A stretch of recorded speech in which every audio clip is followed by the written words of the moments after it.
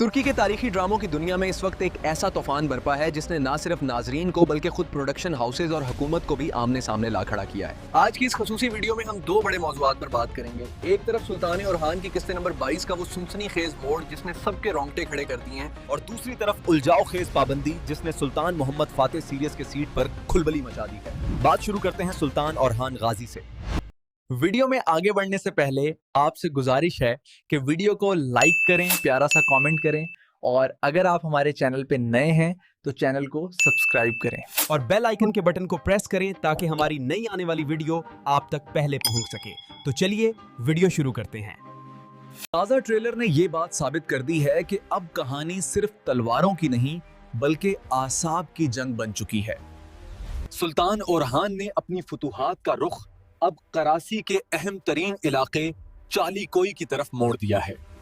ये इलाका सिर्फ एक जमीन का टुकड़ा नहीं बल्कि स्ट्रेटेजिक लिहाज से वो कंजी है जो मुस्तकबिल की अजीम फतूहात के दरवाजे खोलेगी। लेकिन क्या ये इतना आसान होगा? हरगिज नहीं। शाहीन शाह और मोहम्मद बे ने सुल्तान की पेशकदमी को रोकने के लिए एक ऐसी वादी का इंतखाब किया है जहां से जिंदा निकलना किसी मौजिजे से कम नहीं होगा। ये वादी एक मौत का जाल है जहां पहाड़ों की ओट में दुश्मन गात लगाए बैठे हैं। क्या ओरहान गाजी इस बार अपनी बसीरत से इस जाल को भांप लेंगे या वो अपने जानबाजों के साथ इस खूनी वादी में महसूर होकर रह जाएंगे? इसी दौरान दोरसून का किरदार एक इंतहाई दर्दनाक मोड़ पर पहुंच चुका है।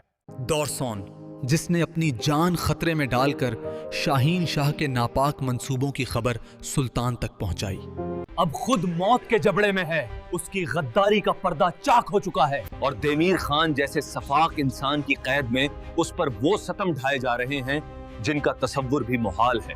लेकिन यहाँ एक बड़ा सवाल ये है कि दोरसून का राज फाश किसने किया है?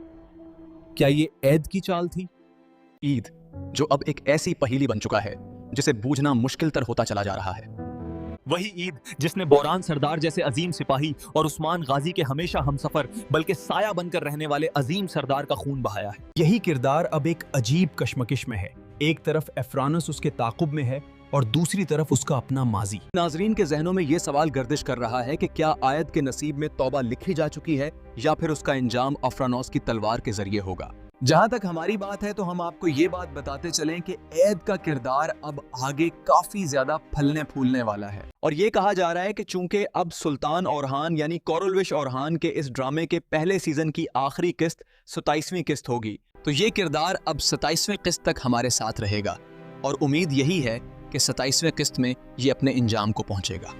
और जब हम फ्लावेस की बात करते हैं तो ये देखकर खुशी होती है कि राइटर ने आखिरकार फ्लावेस के निकाब के पीछे छुपे उस अजीम तारीखी किरदार को दुनिया के सामने पेश कर दिया है। ये ऑफिशियल हो चुका है कि फ्लावेस ही दरअसल वो अफ्रानुस है जिसका नाम तारीख में सुनहरी हरूफ से लिखा गया है। वो अफ्रानुस जो सुल्तनत उस्मानिया के सबसे खतरनाक और बाएतमाद आकंजी दस्तों का बानी बना। तारीख में अफ्रानुस के बारे में कई रिवायात हैं। कोई कहता है वो पैदाइशी तुर्क थे, कोई कहता है वो यूनानी निचाद मुसलमान थे, मगर ड्रामे के राइटर ने इन तमाम रिवायात का एक ऐसा निचोड़ निकाला है जो अक्ल को तस्लीम करना पड़ता है। एक ऐसा शख्स जो दुश्मन के घर में पला बढ़ा मगर उसकी जड़ें अपनी मट्टी से जड़ी थी।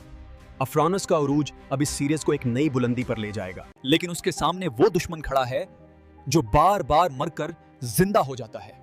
ऐसा लगता है कि राइटर इस दुश्मन को सिर्फ इसलिए बचा रहा है ताकि अफ्रानोस के हाथों उसे एक ऐसी अबरतनाक मौत दी जाए जो तारीख का हिस्सा बन जाए। तो हुई कोरोलविश ओरहान की बात, और अब बात कर लेते हैं सुल्तान मोहम्मद फातेह की उस बड़ी और लर्जा खेज खबर की जिसने तुर्किया के मीडिया रेगुलेटरी अदारों और अवाम के दरमियान एक नई बहस छेड़ दी है। सुल्तान मोहम्मद फातेह सीरीज, जो सुल्तान मोहम्मद फातेह की जिंदगी पर मबने है, एक बड़े तनाज़ुं का शिकार हो गई है।